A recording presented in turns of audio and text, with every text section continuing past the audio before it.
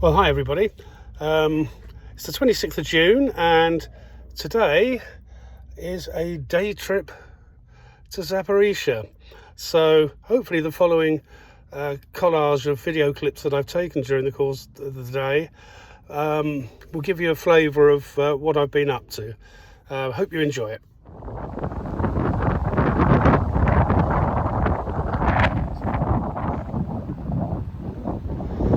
Well, good morning everybody. A little bit of an update on the way down.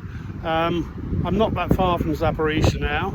A little bit earlier than planned, which is good. Traffic's been great. It's been a lovely drive down. As you can probably hear, there's a lot of wind on this road because the landscape is just so flat. But I'm right now at the border of the Zaporizhzhia region, or the Zaporizhzhia Oblast. Now, for those of you who've heard of Putin and Trump's various plans for carving up Ukraine and as part of their so-called peace plans, this would be the edge of Russian occupation of the Zaporizhzhia Oblast. Now, they're not here yet. The city itself, which is where I'm heading, is about 25 k's down the road, and then the front line is the other side of that. But this is where those people would have the new border. So where I'm stood now, I wouldn't be able to stand here probably if Trump and Putin and people had their way. As you can see by my hair, the wind is a bit strong. So this actually marks the beginning of the Zaporizhzhia. It's a lovely part of the world, and during the right part of the year, this is all you can see. Is miles, and in the right time of year, an endless vista of flowers, which nothing says Ukraine more than that sort of view. It's a lovely drive down. It's a lovely part of the world. Pleased to say Ukrainian. Okay, having just reviewed the video I've taken, the wind is really obscuring everything I was saying. So just to recap, I'm currently at the border of the Zaporizhzhia region. This is an area that is part of the various so-called peace plans of both Putin and Trump, that Russia keeps all of the oblasts that it currently occupies. It doesn't occupy all of Zaporizhzhia, but they want all of it, and this is where it will come to, and that can't be allowed to happen. This is such a beautiful part of the world as well, and all around me the drive down is just an endless vista of cornfields and also the emerging sunflowers. You can't see the flowers yet because the plants are still growing, but nothing says Ukraine more than just mile after mile of sunflowers. It's beautiful to drive down here. Hopefully the next trip or the one after, I'll get some better video of that so you can see what I mean. But so this is what would become, I guess, an internal border should Putin and Trump get their way, and that can't be allowed to happen, of course. Zaporizhzhia city itself, I've got about another 20 kilometers to go to the checkpoint into the city, which is where my first meet is, and then beyond the city itself you're then into, technically I suppose, a frontline area. That's not where the fighting is, that's the zero line, that's further down, but you know, they are trying to creep ever closer. The city itself is constantly being hit with rockets and a huge number of the Shahid drones, more so than ever before. And it's one of the reasons I don't now stay overnight in Zaporizhzhia when I come, and I do a day trip down from Krop.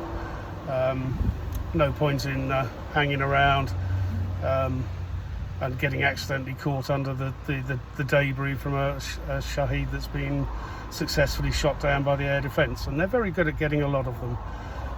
But you know, you shoot one down, it causes damage where it lands regardless. So anyway, I've got 2 drops in the city today. Looking forward to meeting both sets. And yeah, I'll take some video of each one as we go. Right, hello again. This is actually take 2. We've gone through this once already, but like an idiot, I didn't have the record going. So I'm here at the, let's do that bit again, this is what I did last time. At the city limits of Zaporizhzhia with Jimmy. Hello, hello. And very pleased to be here, and once again being able to bring not a huge amount of stuff due to the changes in the way the customs process and signatures affects everything, but I do have 2 boxes from Mike Kilford Gray, which I know are going to save some lives. Yeah, Mike, thank you very, very much for those. You know, I'm not going to go into what's in them on this video, but that stuff is going to be very, very, very life-saving. Brilliant. And whilst we can't always bring a lot here, I will always be bringing your boxes, Mike, whenever I come. Consider that guarantee done. I've also got some stuff here for the awesome Alina, who runs ecofriendly.zp, alongside helping Jimmy, and alongside having a day job. So this is all part of keeping the city a nice place for the guys to come back to. Yeah, it's a lot of people think it's kind of strange that 30-40 kilometres from the actual fighting of this war, frontline, zero line, that we're going out and picking up pieces of paper off the floor. What people don't understand is that there are a lot of soldiers that have spent maybe 3, 4, 5 weeks zero line fighting that come back here, and this is, if they're lucky enough, this is where they get a couple of days to take a break. Some are local people and they have their families here, some not local, but just need somewhere quiet to sit and chill out and relax. And to have somewhere, you've all seen pictures of what it's like in my area, next to the river, absolutely beautiful. To be able to just sit there and just listen to silence, or sit there with your family and your kids, just for that couple of days to try and sort your head out, makes a lot of difference. It does, and you've taken us down to that place on the river, and it is such a beautiful part of the world, and it's great that it's to be kept clean. So big thanks to D Johnson for finding a strimmer for us, and a few other bits for Alina as well. So somewhere in here is a number of things for Jimmy. So I'm going to unload those, pop them in his van, and then we're going to fill his tank up, and then I'll move on to the next one. So here we are at the final drop of the day, and there's my old friend Beagley. Hello, Beagley. So we're here with the HIMARS team in Zaporizhzhia. Just a few bits to drop here, but always pleased to come and visit Natalie. So I'm here in Natalie's office now.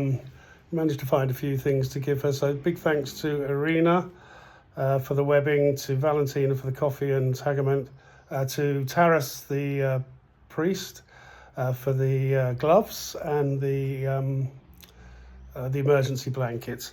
I was deeply honoured to have just been presented with this by Natalie. It's a volunteer medal. So thank you very much, Natalie. It's a real honour to receive it. Thank you. Thank you for coming. Thank you for supporting Ukraine. Thank you so much. It's a pleasure. This is my 20th visit to Ukraine, and the very first visit was also to Zaporizhzhia 2.5 years ago when I first came. So it's fitting that the 20th is here as well. Not that it's anything to celebrate, but it's another milestone. So lovely to be here as always, and next stop, Odessa.